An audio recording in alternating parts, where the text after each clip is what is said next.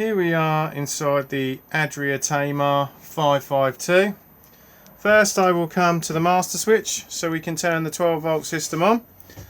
So just flick this switch here and then you will see the voltage of the battery is then displayed here. Once we've dropped the submersible into our aqua roll, we need to turn the water pump on. So we just flick this switch here. We need the pump on so we can get water out of the taps and fill the boiler if it's been drained. We then have the switch for the main lights. They can then all be individually turned on and off on their own switches. Main socket and then light switches just here. And then you'll find right at the very bottom the Tamar Ultra Heat controller. This controls the electric element in the fire. So if we want to use this, we have an outer dial and an inner dial. All the inner dial does is just control the temperature, and then the outer dial picks the power setting. So if I now flick it up, you'll now see a little green light has come on, and we are now running that element on about 2 kilowatts. If I now turn it back to off and flick it down, we're now running it on a low 500 watts.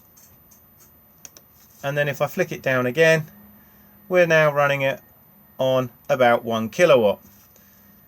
You are given these 3 settings because that way you can manage your power, especially if you're on a low amp site. This will aid you in not tripping. If we then actually go to the Tamar fire itself, if we do not have main supply connected, we come to this part here, twist it, you may be able to hear it ticking, and then hold it down. Usually when you don't hear it ticking any longer, it's a good indication it's lit. Let go and you usually get a whoosh. You can then peer for the pilot light. I probably can't get it on the camera. With these particular fires, the ignition is not hardwired to the 12 volt system. It requires an AA battery, and that is located at the base of the unit, just here.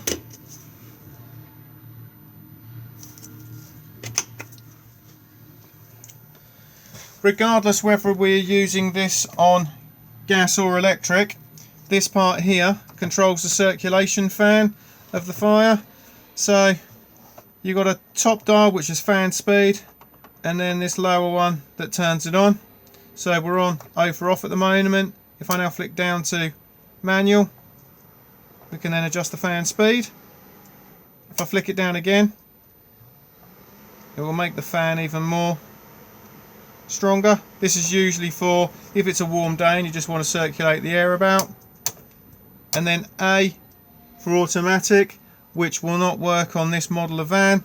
You do have to have a second thermostat added, and then the fan would cut in and out.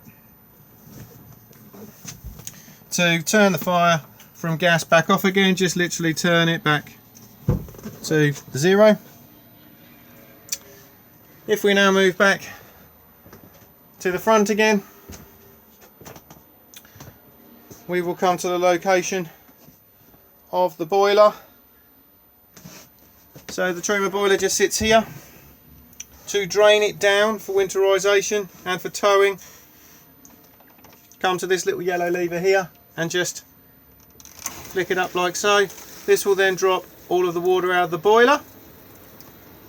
To then fill it back up again, flap it back over, and then basically drop your submersible into your aqua roll, turn the water pump on, and then it will commence filling the boiler back up again. I always suggest when draining down, especially for winterization, that when you flick this tap up, you also then open up all of your taps, so on the sink and on the basin and for the shower. That way if there is a harsh frost, the water as it freezes will be forced out of the end of the tap instead of expanding the pipes and splitting them. Especially when you do this, when you next come to fill it back up again, you will need to then, after a little while as this is filling up, you then need to then open your taps up to then blow all the air out of the system. Once the taps are then running freely, then close them and then the boiler will fully prime. Next we have the location of the PowerTouch Evolution control board. The red isolator key is just here. This red isolator key needs to be located in this part here and pushed in and twisted round for the motor mover to work. If this has been left in for too long and you don't then fire up the motor mover, it will time out, so you will need to remove it and put it back in again. You should never, hopefully ever, have to do anything with this control board, but if for any reason you do lose sync from the handset to the control board, you can press this R for reset. The lights on here will then come on, then press the 2 green on buttons and it will resync itself back up again. Next we have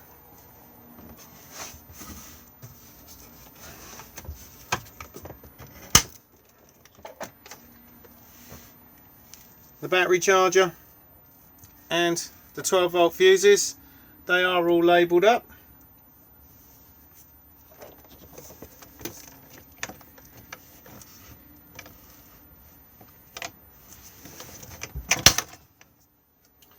And if we now come out of here and we move up,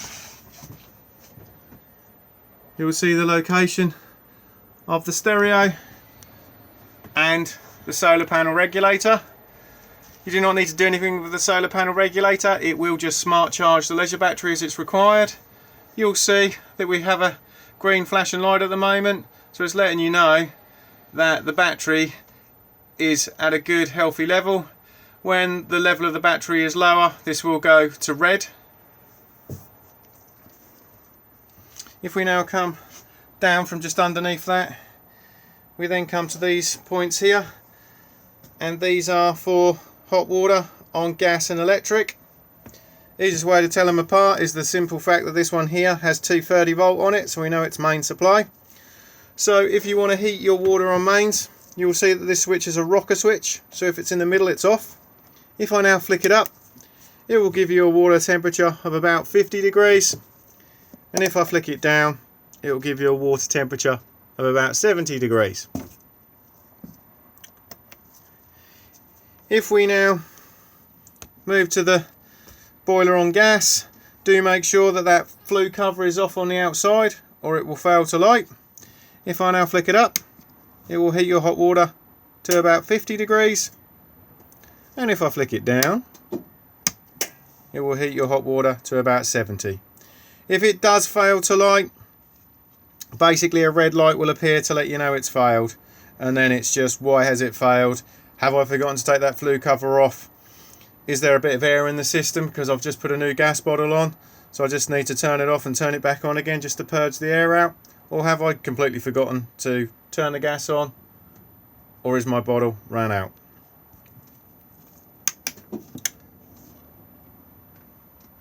Next we have the location of the freestanding table, the dinette that then makes into a bunk,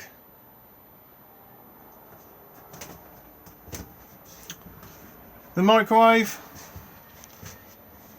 very simple to use, literally start, stop just here and twist for time. We then have sink and the 3 burner gas hob, nice and easy to light, just literally push in, twist and press the igniter There we go. I'll just ignite the other two.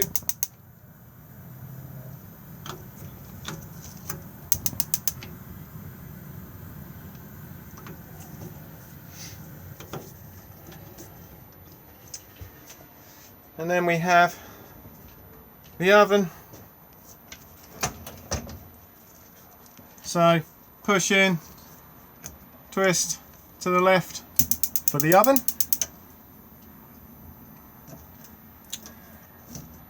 And then push in to the right for the grill.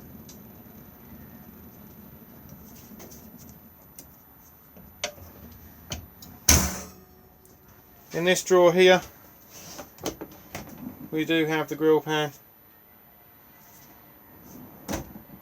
and in the one beneath it we have the sink drainer, the chopping board, the cap for the toilet cassette, and two chocks just in here. Next we have the Thetford fridge freezer. To turn the unit on, just press this button here. This is an automatic unit, so as long as you are on A for auto, it will find the best power source it can for you. So we're on mains at the moment, so it's connected us to mains electricity. If I ran outside now and unplugged this, it would then attempt to fire itself up onto gas, and as soon as we hitch to the tow vehicle and start the engine, it will then automatically go over to 12 volt maintain. You will see that the screen will go black after a few seconds. We can re-illuminate it by just tapping this square again, and if I want to take it out of auto, we just press this one here. So I can put it manually onto mains, manually onto 12 volt maintain. We're going to get a red flashy error light at the moment and an error code because we are not hitched up to a vehicle. I can manually put it onto gas, but to be fair, auto is the easiest one to have it on. And then temperature control just on this one here, and then just pull to open.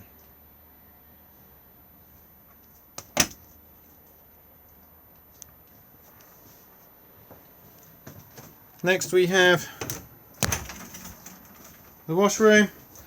So we have the shower just here,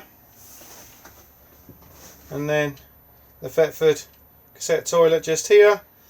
So to open to the cassette, we just pull this white lever just here, and then we'll open. And then to flush, just press the blue button, and then to close it back up again, just slide again, and we then get an illumination here to let you know when the cassette is full. We then pull down for the basin, just like so, and then drains off just here.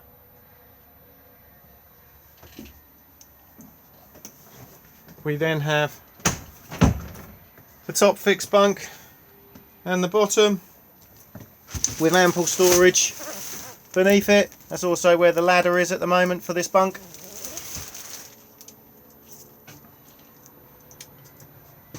We then have wardrobe just here, and we have the main trip switches just here. You'll see there's a gas isolation tap just here, and for the fire you will find them dotted around the caravan where close to wherever there is a gas appliance. They're all in the on position, and I always say just leave them in the on position, smell gas, go and turn the gas bottle off.